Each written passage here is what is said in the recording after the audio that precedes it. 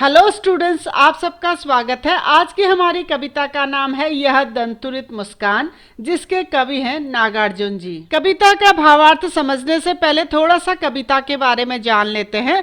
इस कविता के माध्यम से कवि ने उस नन्हे बच्चे की निश्चल व निष्कपट मनमोहक मुस्कान का बहुत खूबसूरती से वर्णन किया है, जिसके अभी अभी दूध के दांत निकलने शुरू हुए हैं। चूंकि कवि काफी लंबे समय बाद अपने घर लौटे हैं और उनकी मुलाकात उनके अपने 6 से 8 महीने के बच्चे से पहली बार हो रही है, इसीलिए कवि अपने उस नन्हे बच्चे की मनमोहक मुस्कान देखकर कहते हैं कि अगर उसकी इस मनमोहक मुस्कान को कोई पत्थर हृदय वाला व्यक्ति भी देख ले तो वह भी उसे प्यार किए बगैर नहीं रह पाएगा। और उस बच्चे की यह मनमोहक मुस्कान जीवन की कठिनाइयों व परेशानियों से निराश हताश हो चुके व्यक्तियों को भी एक नई प्रेरणा दे सकती है।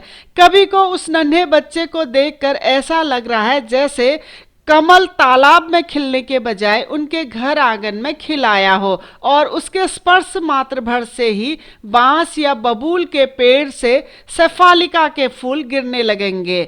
चूंकि कवि अपने नवजात बच्चे से पहली बार मिल रहे हैं तो बच्चा अपने पिता को यानी कवि को पहचान नहीं पाता है, लेकिन कवि को इस बात का कोई अफसोस नहीं है। वह उसकी माँ और उसे धन्यवाद देते हुए कहते हैं कि अगर तुम्हारी माँ न होती तो तुम इस धरती पर कैसे आते और मैं तुमसे कैसे मिल पाता। यानी तुम्हारी माँ ही तुम्हें इस धरती पर लाई है और तुम्हारा मुझसे मिलन करवाया है, जिसके लिए मैं तुम दोनों को धन्यवाद देता हूँ। कवि अपने काम से अक्सर अपने घर से दूर रहते हैं, इसीलिए बच्चा कवि को अपना पिता न समझकर मेहमान समझ रहा है और उन्हें पहचानने की कोशिश में उन्हें लगातार देखे जा रहा है। लेकिन कवि उसके मुंह में आए नए नए दांतों के बीच खिली मुस्कान को देखकर मंत्रमुग्ध हैं। चलिए अब बढ़ते हैं अपने कविता के भावार्थ की तरफ। अपने पहले काव्यांश में 6 से 8 महीने के बच्चे जिसके अभी अभी दांत निकलने शुरू हुए हैं, उसकी मनमोहक मुस्कान को देखकर कवि के मन में जो भाव उत्पन्न हुए वे उसकी अभिव्यक्ति कुछ इस तरह से दे रहे हैं। कवि अपने छोटे से बच्चे की मनमोहक मुस्कान को देखकर कहते हैं कि तुम्हारे ये छोटे छोटे दांतों वाली मुस्कान इतनी मनमोहक है कि वह किसी मुर्दे में भी जान डाल सकती है। अर्थात तुम्हारी ये निश्चल मुस्कान जीवन की कठिन परिस्थितियों से निराश हताश हो चुके व्यक्तियों को भी जीवन जीने की प्रेरणा देती हैं। अगली पंक्तियों में कवि अपने धूल मिट्टी से सने हुए बच्चे को देखकर कहते हैं कि धूल मिट्टी से सने हुए तुम्हारे इस शरीर को देखकर मुझे ऐसा प्रतीत होता है जैसे कि कमल का फूल तालाब छोड़कर मेरी झोपड़ी में खिल रहा हो। कवि आगे कहते हैं कि वह तालाब जिसमें तुम अभी तक रह रहे थे वह शायद कठोर पत्थर का बना होगा जो तुम्हारे प्राणों के स्पर्श मात्र से ही पिघलकर जल बन गया होगा।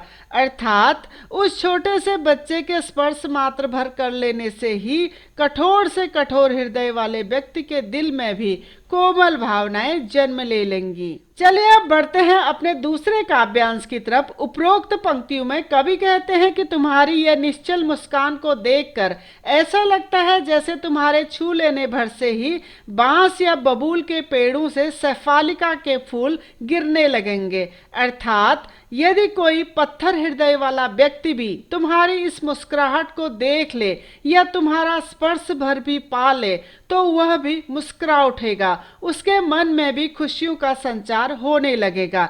बच्चा पहली बार अपने पिता यानी कवि को देख रहा है, इसीलिए वह उन्हें पहचान नहीं पा रहा है और बिना पलक झुकाए लगातार उन्हें देखे जा रहा है। इसीलिए कवि अपने नन्हे बच्चे से पूछ रहे हैं कि क्या तुम मुझे पहचान नहीं पा रहे हो जो तुम मुझे इस तरह लगातार बिना पलकें झुकाए देखे जा रहे हो। अगर तुम मुझे लगातार इस तरह देखते देखते थक गए हो तो मैं अपनी आंखें फेर लेता हूँ, यानी मैं अपनी आंखें दूसरी तरफ कर लेता हूँ। कविता के तीसरे काव्यांश में बच्चा लगातार कवि को देखे जा रहा है और वह उन्हें पहचानने की कोशिश भी कर रहा है।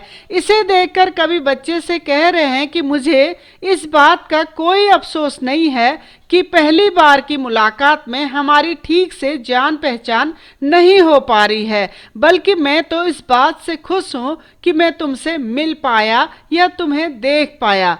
माँ ही बच्चे को जन्म देकर इस धरती पर लाती है। इसीलिए कवि कह रहे हैं कि तुम्हारी माँ के माध्यम से ही आज मैं तुमसे मिल पाया हूँ। अगर तुम्हारी माँ ने माध्यम बनकर मुझे तुमसे ना मिलाया होता तो मैं तुम्हें नहीं जान पाता। इसीलिए मैं तुम्हारा और तुम्हारी माँ का आभारी हूँ और तुम दोनों को दिल से धन्यवाद देता हूँ। कभी आगे कहते हैं कि मैं सदा घर से बाहर रहता हूँ और बहुत दिनों बाद आज घर पर वापस आया हूँ।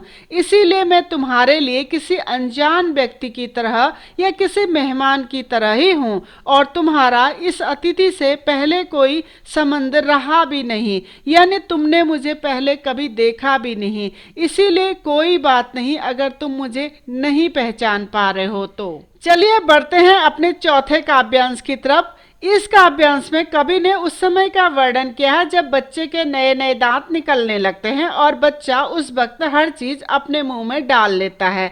माँ की गोद में बैठकर बच्चा माँ की अंगुलियों को चूस रहा है, जिसे देखकर कवि को ऐसा लग रहा है जैसे कि माँ की अंगुलियों से निकलने वाले अमृत को पीकर बच्चे की आत्मा तृप्त हो रही है।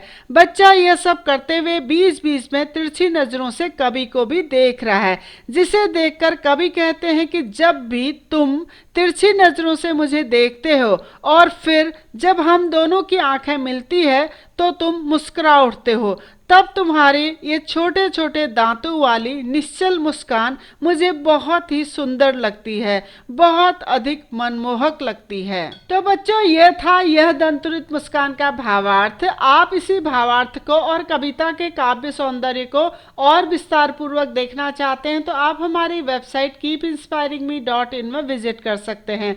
डिस्क्रिप्शन में मैंने इसका लिंक दे दिया है। अगर आपको वीडियो पसंद आया हो, इंफॉर्मेटिव लगा हो तो प्लीज़ चैनल को लाइक करें, सब्सक्राइब करें और आने वाली वीडियो की इंफॉर्मेशन के लिए बेल आइकन को दबा दीजिए। धन्यवाद।